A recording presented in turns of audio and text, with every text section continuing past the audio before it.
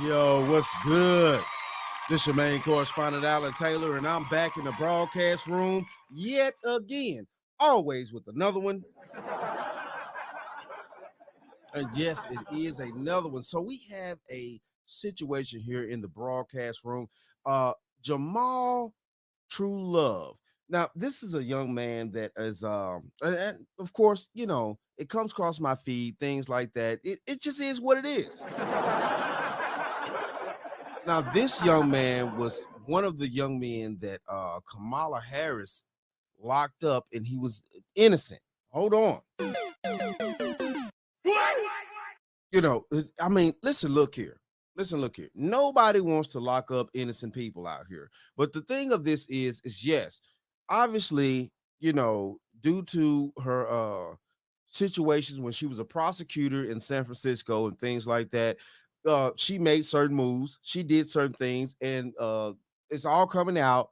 Of course, she had evidence that, the people that the certain people, oh, excuse me, certain people that she locked up were innocent, but she was fighting hard to not let these people out of the jail. All right. All right. We're gonna go here now. We're gonna check some things out. I got this, and I have another aspect to the situation. Let's dive off into this. Quarters, nickels, and dimes, people.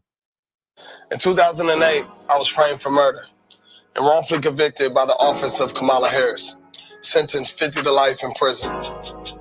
It took me 5.5 years to ultimately get back in the trial due to prosecutorial misconduct, and it took me another year to go to my second trial, to which I was vindicated by a jury of my peers. When I got convicted, Kamala Harris was in the courtroom. When I got sentenced 50 to life in prison, Kamala Harris was in the courtroom. When I look back and I seen her, she was smiling. And she did that stupid ass laugh that she do right now. This shit ain't funny. In 2000, Yo, that shit ain't funny. Sorry if it was a little bit too loud. Sorry if it was a little bit too loud. Yeah, Instagram does not allow me to regulate sounds like that. Sorry. Sorry if it was too loud at first. Shout out to brother Dennis Spurl. I see he in the comments right there. Shout out to him. Yeah. Okay. That shit ain't funny. I'm glad you were vindicated.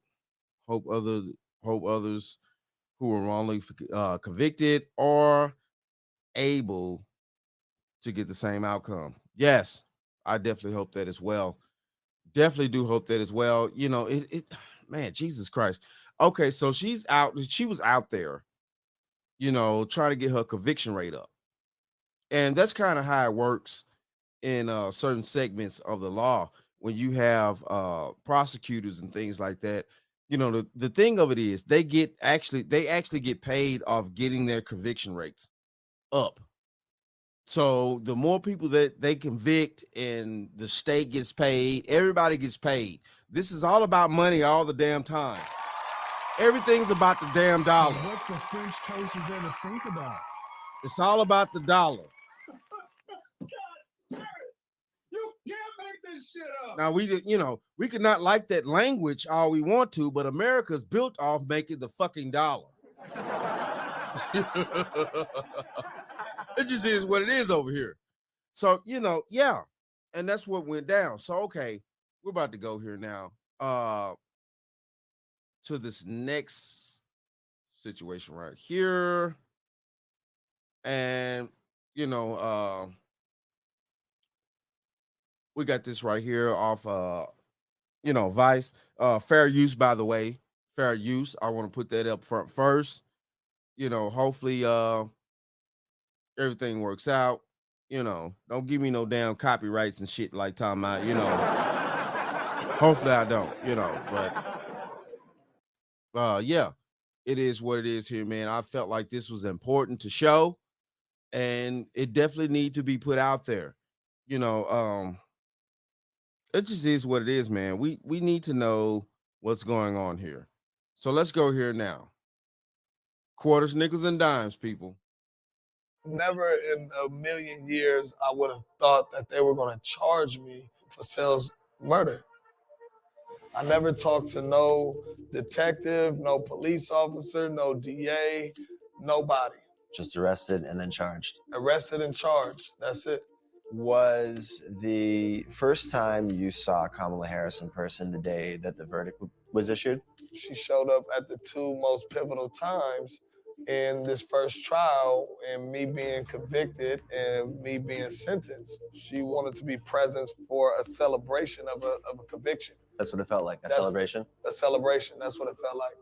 The reactions I get when I tell people my story is, they say it's the worst nightmare. You know, it's the closest thing to dying.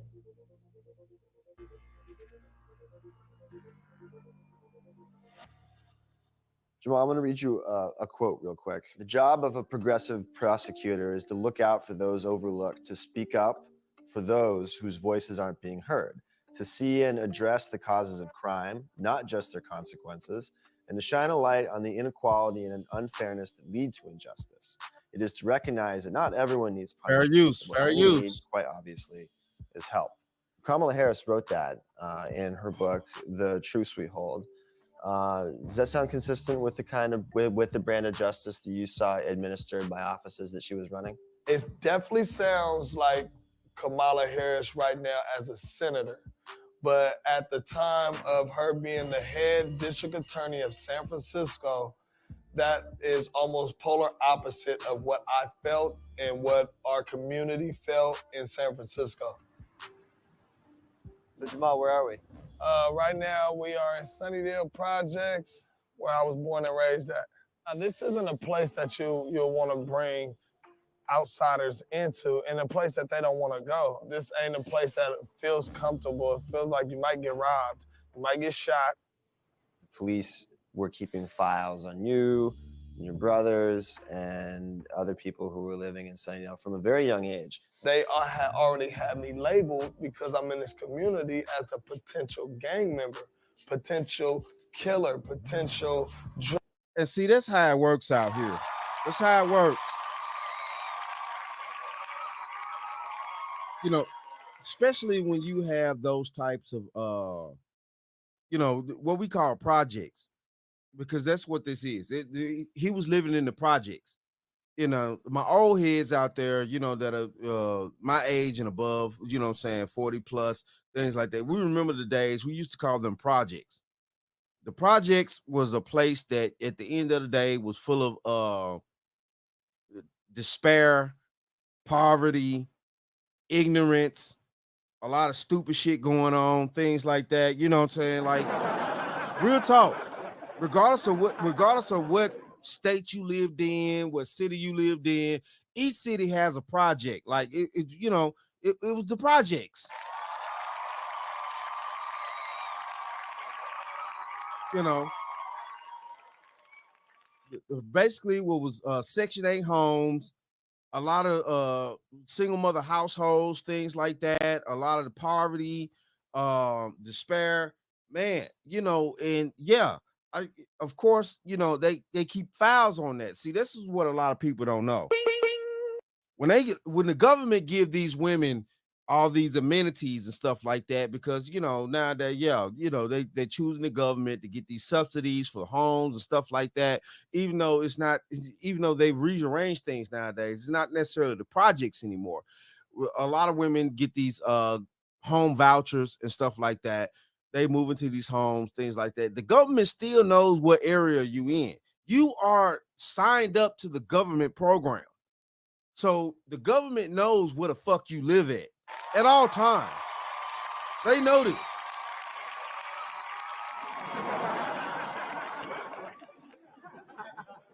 And yeah, you know what I'm saying? They stigmatize that area because they know they're only going to allow you to be in a certain area. You know,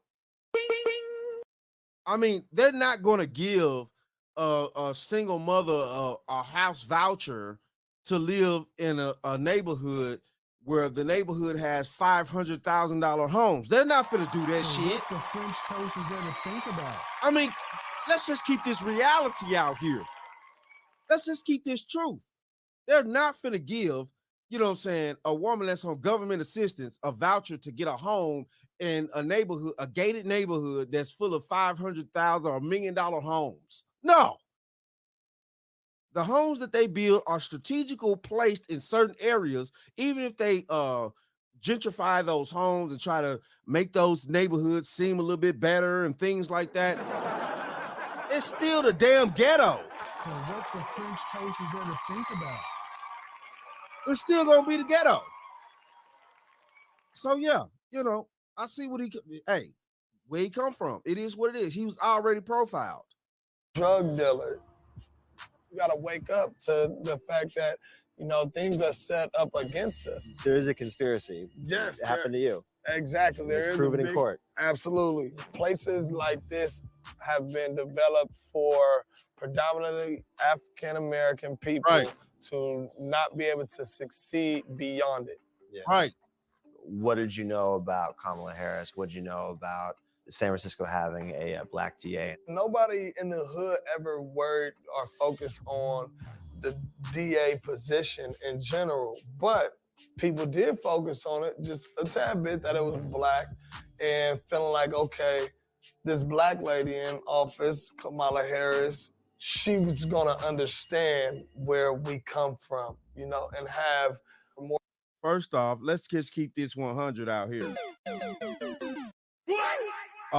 Even though this footage is a little bit older, things like that, but for what we're dealing with now in the current government, or what we're talking about right now, I reached back and I got this to show y'all, you know, what she was doing out there in San Francisco.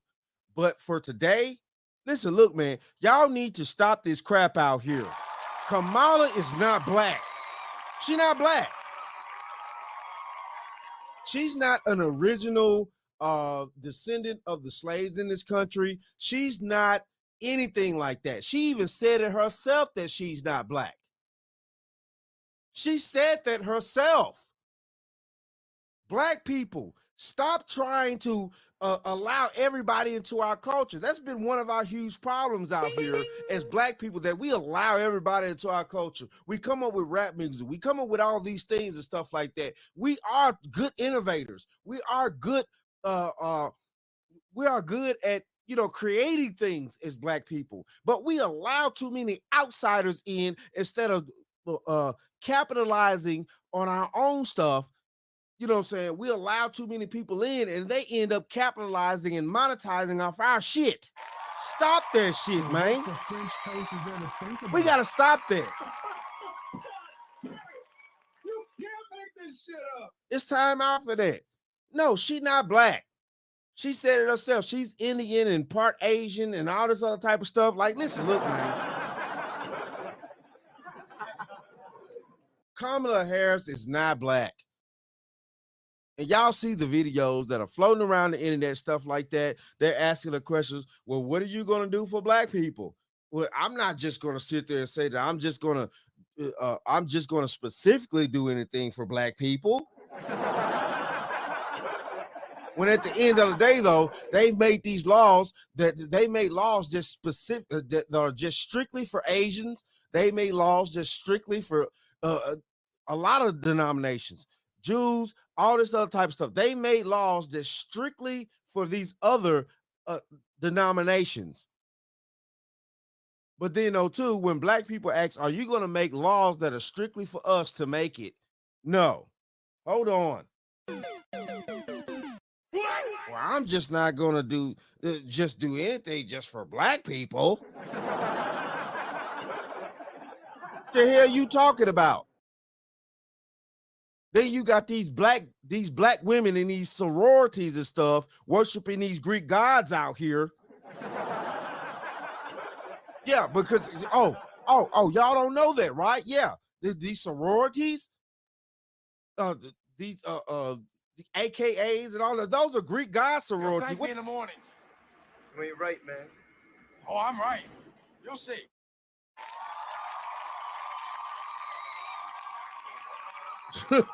Man, this can go deep. This can go deep. This can go deep. But hey, listen, look. It is what it is, man. Nah, you're gonna sit there and tell me you just okay. Let's keep going. More of a sympathetic way of prosecuting people that come from our communities who have been plagued with no opportunities. This is Hunter's point, where these different projects and communities used to really war with each other. Jamal, in July 2007, what's going on in your life at that point? I had recently just came off of I Love New York, and also that's when my friend Sel Kuka got killed. More than a year goes by and no one's been arrested in the case. You hadn't even been questioned. Haven't even been questioned, no. The police was still, trying to get a conviction by all means necessary. When I was arrested for it, the community knew I didn't do it. And it was here we go again. See, this is why we don't trust, law enforcement, because it gets to a point where somebody who didn't do something goes to jail for it. I don't have no history of crime. What's up, boy? I have a history of being around in the community, but that doesn't mean that I'm a suspect. I'm like, oh. No, but see, that's the point right there. Due to the fact that as a black man, you have a history in the community that you live in, which by the government standards is a privatized community, then now they can sit there and stipulate that you are a part of the danger that happens in said community. What the French toast It's is the gonna think about. profiling. It's the profiling of you as a man, period. It's the profiling of everybody, whether men or women in said community, because of the type of community that you live in. It's the profiling of that is the reason why they can automatically sit there and be like, listen, look, okay, he come from set community, this and that. We know what's going on in this community. We strategically have these people placed in set community for a reason, because they're actually keeping everybody in a damn box out here, and you people don't even really know that. So when we have these single parent homes and stuff like that, and they have to get these vouchers and stuff like that, and they actually put these children in certain strategical places, they of course they're locked down. Like I said, they're not going to give single mothers vouchers to live in gated communities with $500,000 homes.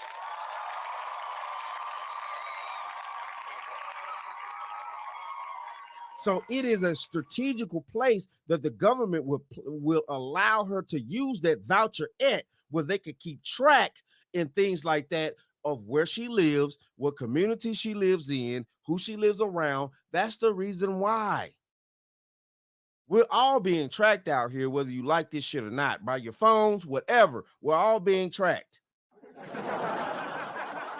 on a day-to-day basis. It just is what it is. So yeah, he was already profiled from the day he was born. It just is what it is. Oh man, I'll be out within 72 hours. They're gonna figure this out. They're gonna clear this up. No, when you found out what the evidence was that they supposedly had you on, there wasn't much there. Can you describe what it was? They had a woman saying that she seen me kill Sel. The second witness that they had really wasn't a witness at all. She said anything that the police officers wanted her to say, and they said that her recollection of the events was extremely credible. So that's what ultimately got the arrest warrant. The district attorney of San. So they ended up finding some chick out here, to say that she seen something that she really didn't see.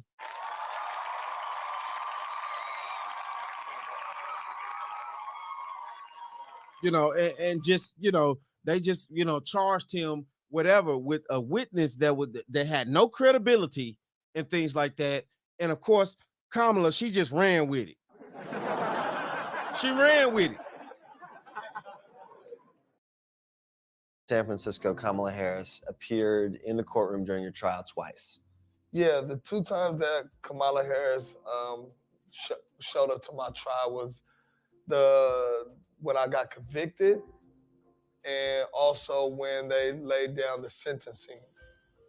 When you saw her on the day that the verdict was handed down, did you take that as a bad sign? It felt to me that she was well aware about my case, and she was there to set her presence, almost take pride in getting a conviction.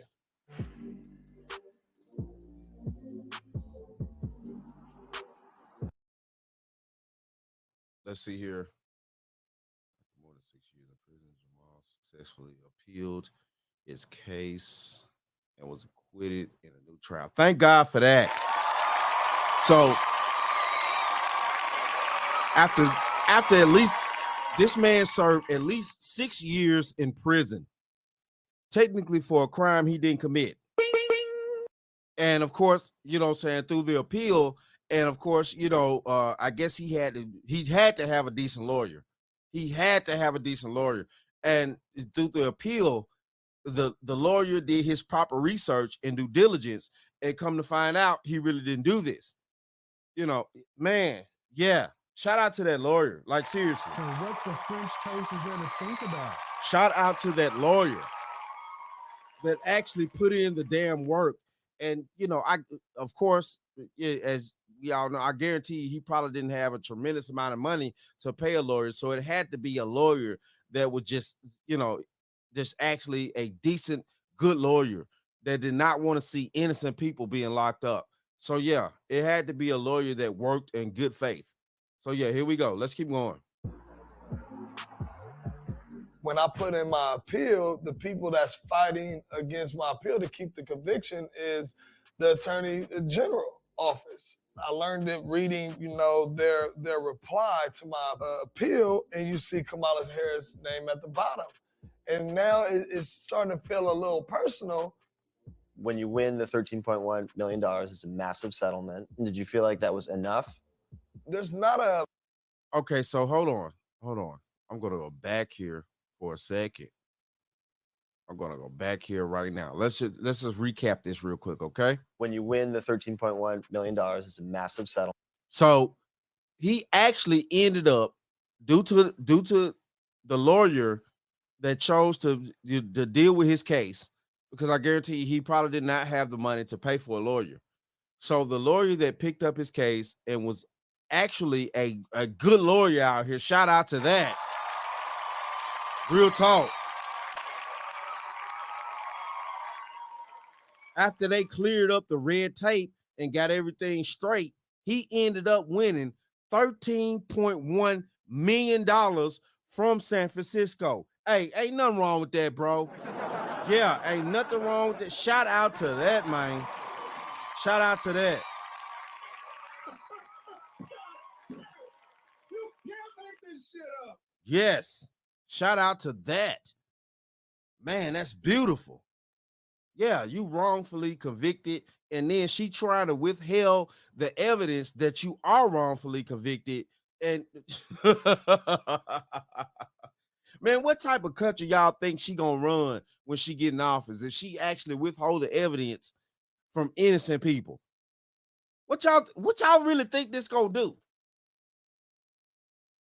Do y'all really think the men of China, Russia, all these people that she got to actually do politics with, things like that, y'all think that men gonna actually give her some respect? If you think them hardcore men and them hardcore countries are gonna give Kamala Harris respect, then y'all some damn fools out here. The hell you talking about? You think them hard men over there, them countries that's ran by men, y'all can call it toxic masculinity, whatever you want to call it. Whatever you want to call it. You think them men over there gonna sit around here and play with Kamala Harris? Okay. Okay.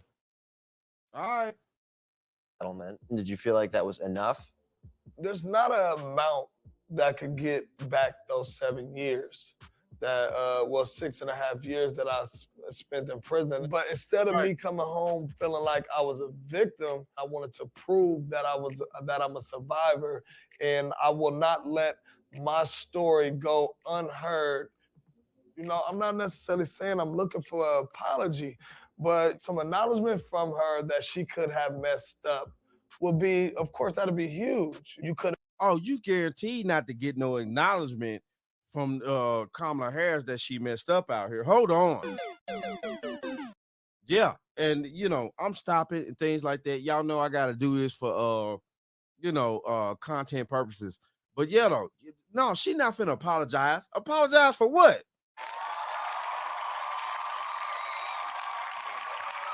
She thought the whole time she was in the right. She trying to get her conviction rate up out there. She ain't worried about who innocent or who guilty. Her conviction rate meant everything. That's the reason why she in the position that she in now, is because she did what she did back then.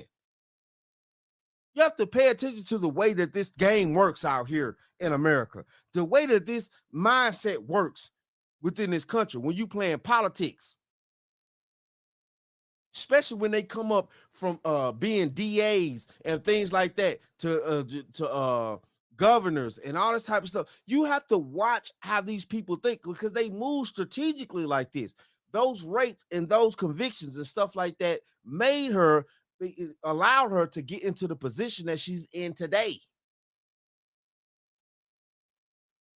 So whether she locked up a couple of innocent people and things like that, and I'm not saying that at some point, she, didn't lock up somebody that was actually guilty. I'm not saying that at all either. But all I'm saying is too, there was not enough detail done by her being a prosecutor at set time to be like, yeah, I actually locked up people that were actually guilty, instead of just trying to get a high fucking conviction rate. So what the French toast is there to think about? You old fish-eyed fool. Could have made some mistakes. You could have missed some things. For me, it was a big miss. I had life in prison. I've met people in prison that was wrongfully convicted. I want my story to be out to provoke reform ultimately. Beyond that, I want to be able to be who I want to be. I'm an actor. I'm a musician. I'm a father. I'm more than this person that was framed. I'm more than this person that was wrongfully convicted.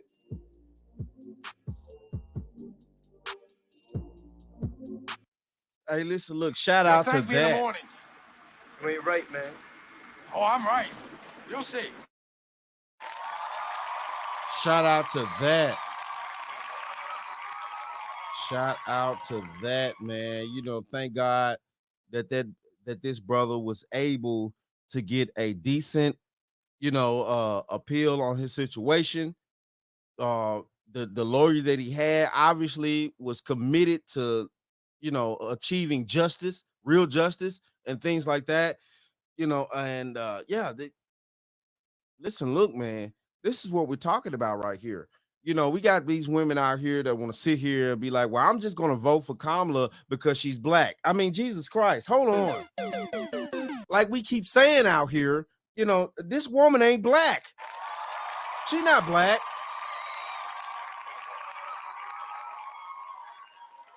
And then, the sisters that got on that Zoom call, the 40,000, whatever, women, whatever, that got on that Zoom call and things like that. Well, it's like, well, we're going to raise this money for Kamala Harris because, she's a part of our sorority, Okay, so is that how y'all women really want to move nowadays? And then you're wondering why men are checking out. You're wondering why men are going their own way. You're wondering why men are waking up. Jesus Christ. What are we doing out here? So we just going to elect people just because we think that they're black or we think that they're this and that. We're not even looking at these people policies. We're not even looking at these individuals or what they stand for, of who they are as a human being, of their values, or none of this shit. We're just looking at the fact that this broad got brown skin. Like, come on, man. So what the French toast is there to think about? Man, wow. Man, wow. It's crazy out here. You can like it, reject it, whatever you fuck you want to do. Whatever you want to do. And I'm not saying I'm picking no side because, like I keep saying all the time, I don't trust none of them folks. Republican, Democrat, Supreme Court Justice. I don't trust none of them people. I don't. I don't trust none of them idiots. I don't trust none of them. But you know, yeah, man, when we clearly see that people like this are trying to do things and they want power over the country, allegedly, yeah, it poses a problem. Yo, but it is what it is, though, man. Hey, shout out to all my subscribers out there. Mad love to y'all. If you're new to the channel, please hit that like, share, subscribe button. Make sure that you ring that bell to be notified whenever I decide to post things. And like I always say, and that, my friends, is the bottom line. That, my friends, is the bottom line. Mad love to all my subscribers. Thanks for watching. Like, share, and subscribe. Please comment. My link to my X, TikTok, and my email are down below. And I always show the bottom line news some love. And like I always say, and that, my friends, is the bottom line. That, my friends, is the bottom line. Who responsible for all these holes in the street? You? God damn it! You can't make this shit up!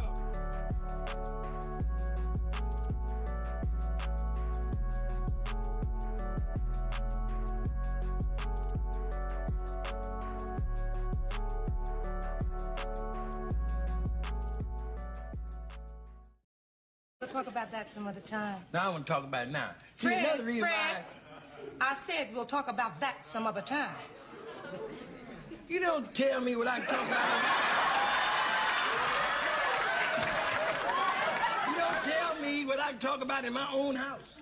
Don't you point your finger at my nose, Fred Sanford. I'll point my finger at your nose, and I'll point my foot somewhere else.